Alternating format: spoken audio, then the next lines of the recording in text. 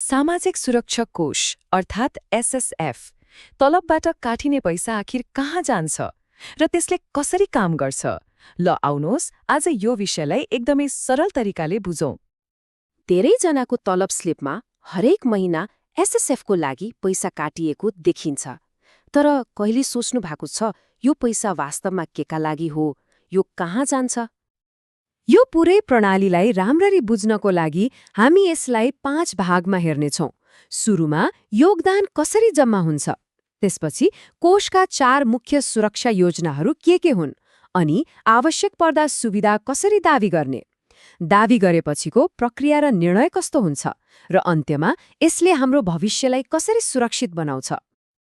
ल सुरु गरौँ पहिलो खण्डबाट।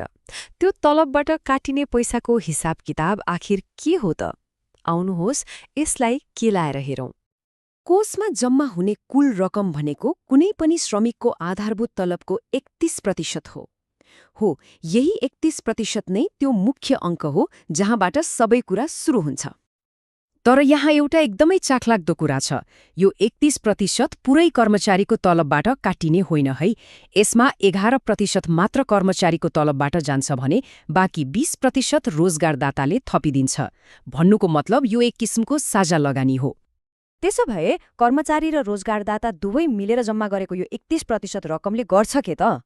हो, यसैले कोषले प्रदान गर्ने सुरक्षाका 4 वटा मुख्य आधारहरू तयार पार्छ।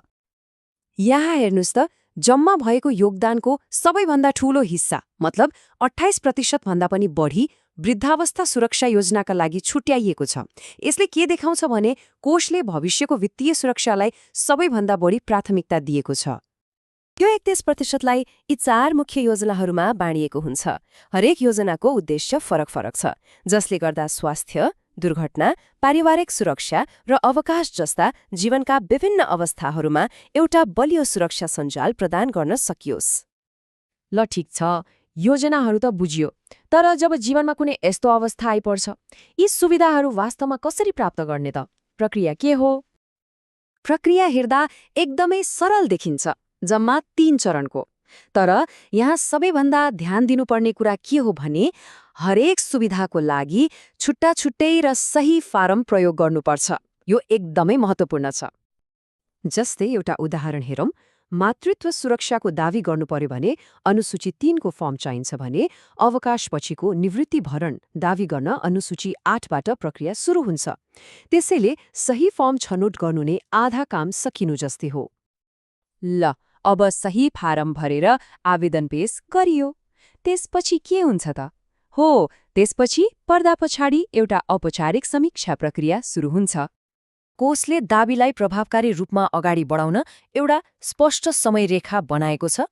आवेदन पेश भएपछि कागजात जाँच हुन्छ र लक्ष्य के हुन्छ भने सामान्यतया 1 महिनाभित्रै निर्णय दिने, ताकि आवश्यक परेको बेला सहयोग छिटोभन्दा छिटो उपलब्ध होस्।